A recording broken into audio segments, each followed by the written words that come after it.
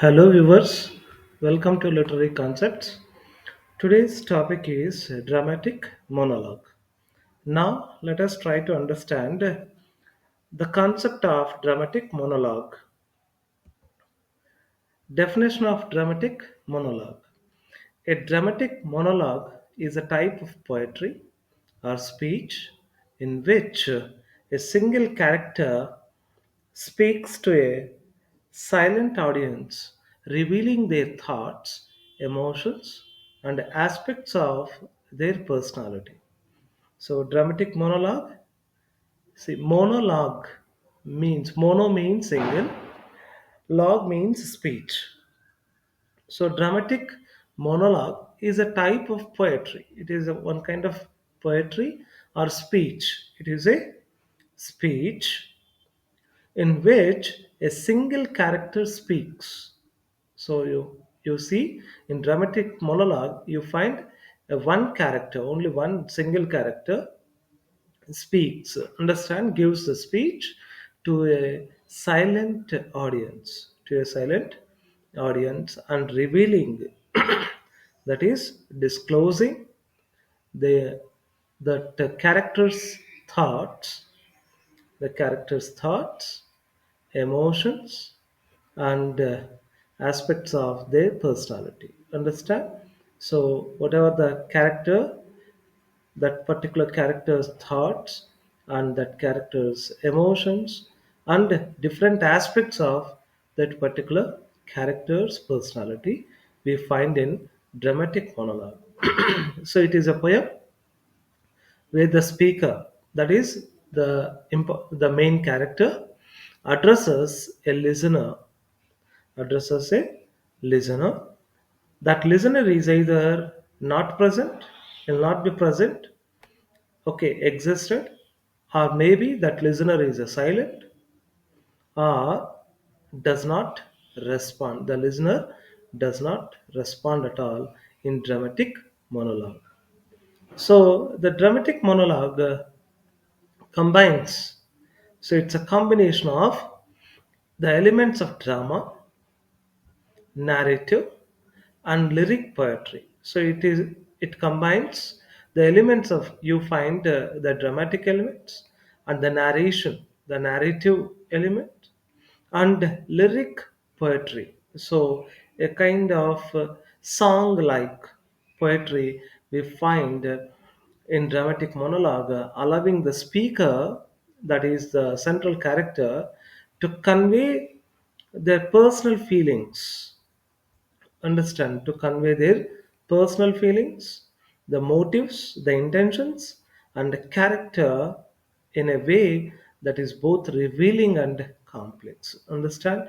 So here the speaker communicates the personal feelings.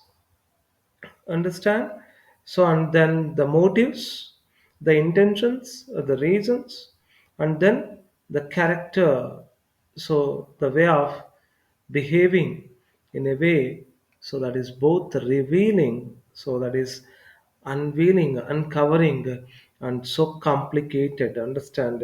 So it is so difficult to understand, complex. This is about a definition of dramatic monologue. Now let us try to understand the key features of dramatic monologue. So we find that the first feature is single speaker.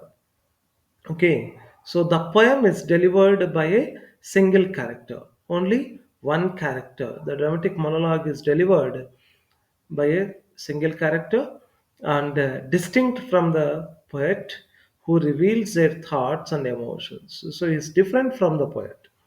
That single character is completely different from the poet, and who reveals, that single character reveals, brings out their thoughts and emotions directly to the audience, even an implied listener. Understand? So an indicative listener. So here the single speaker brings out his thoughts and emotions directly to the audience. Whatever he wants to convey, he will convey.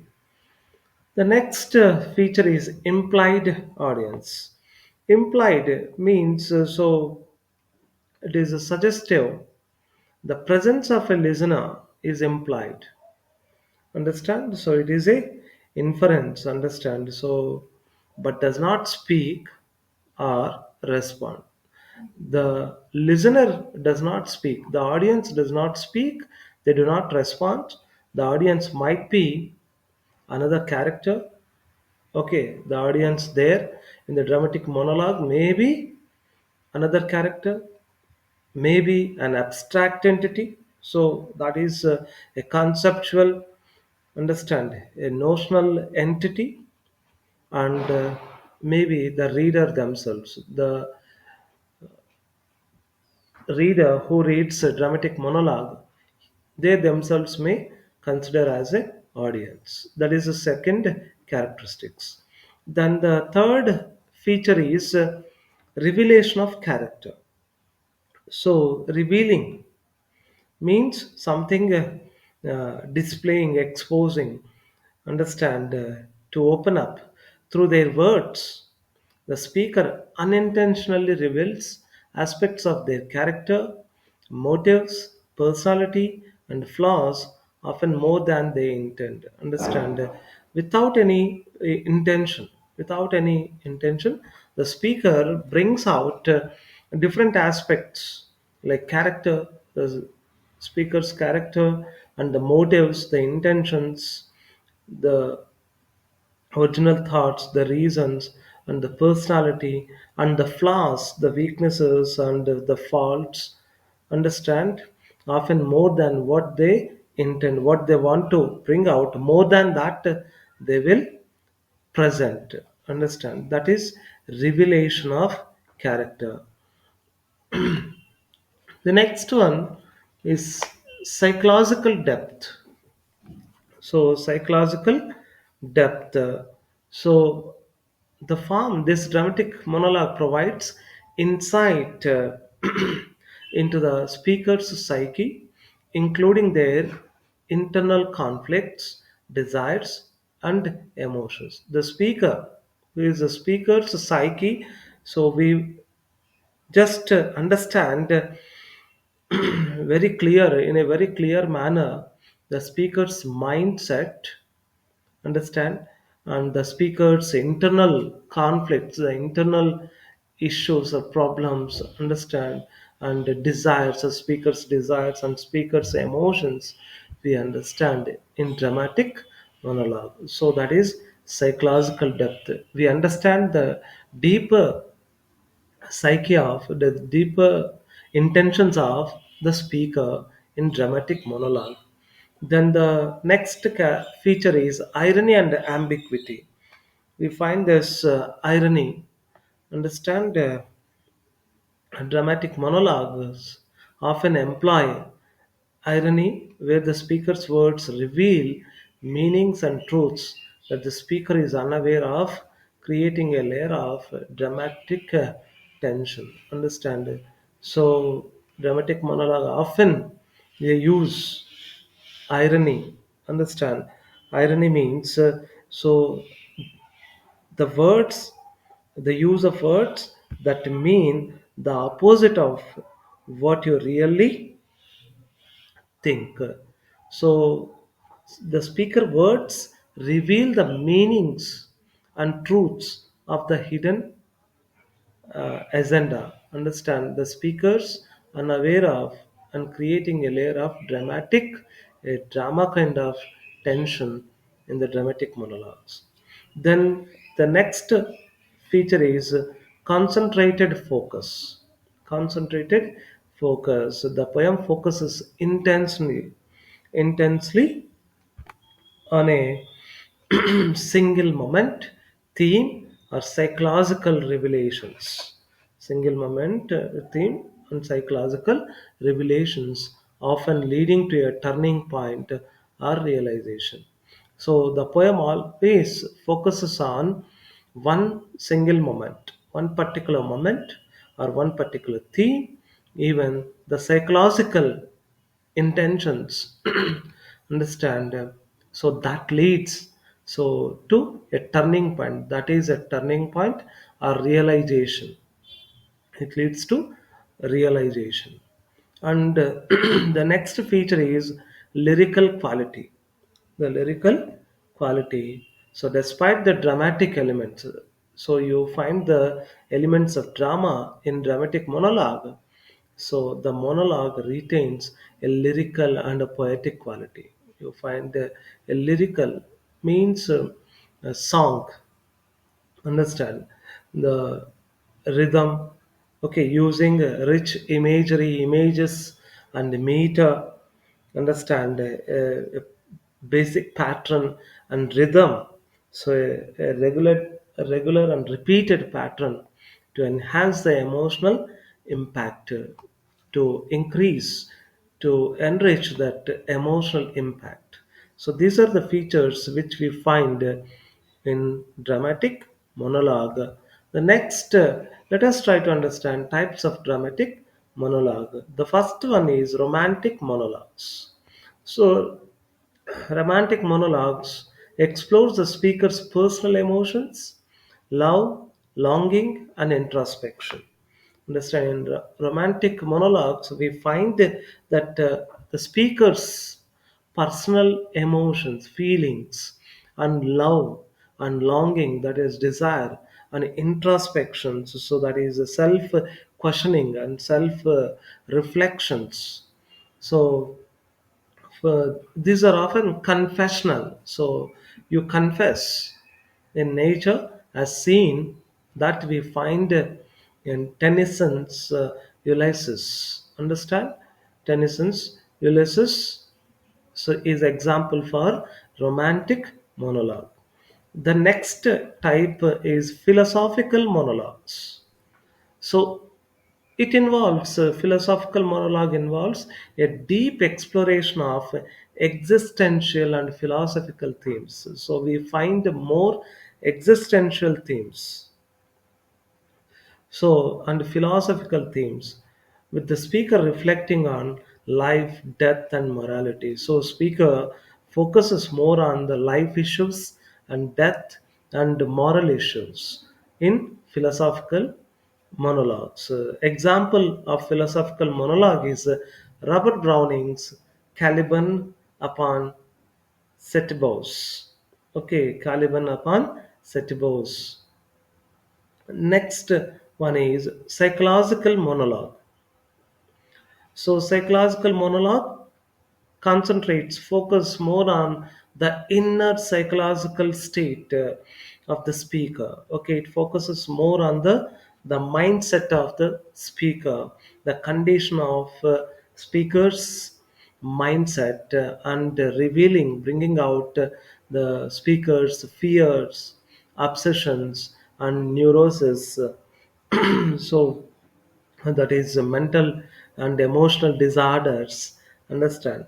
For example, you find Robert Browning's Porphyria's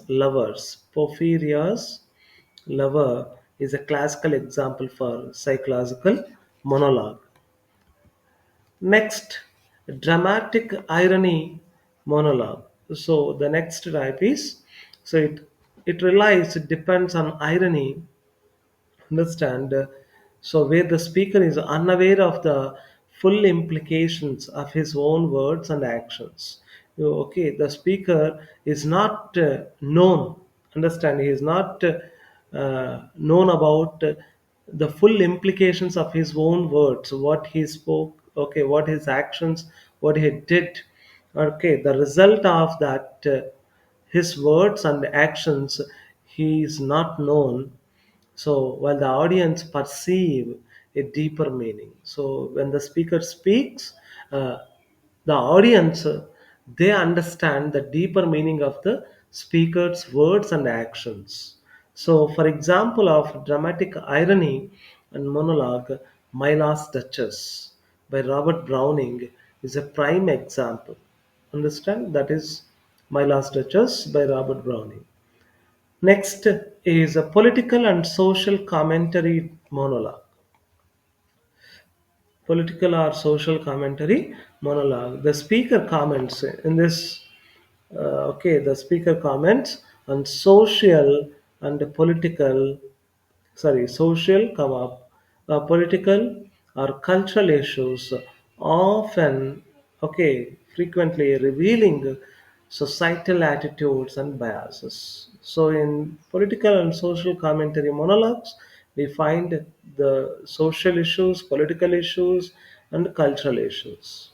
So where we find that societal, okay, of the attitudes in society and the biases, the prejudices, understand, which we find in society, those aspects we find in social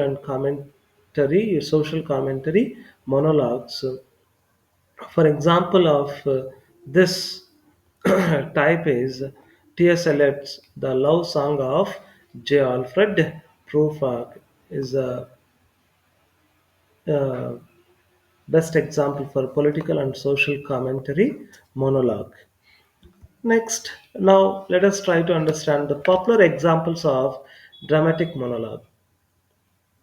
Okay, so Robert Browning's My Last Duchess, okay, which was published in 1842, Porphyria's Lover, 1836, Soliloquy of the Spanish Cloister, 1842, Alfred Lord Tennyson's Ulysses, okay, which was published in 1842, understand, and Matthew Arnold's Dover Beach, which was published in 1867, T.S. Eliot, The Love Song of J. Alfred Prufrock, which was published in 1915, Elizabeth Barrett Browning's The Runaway Slave at Pilgrim's Point, which was published in 1848, Ezra Pound's The River Merchant's Wife, a Letter, which was published in 1915.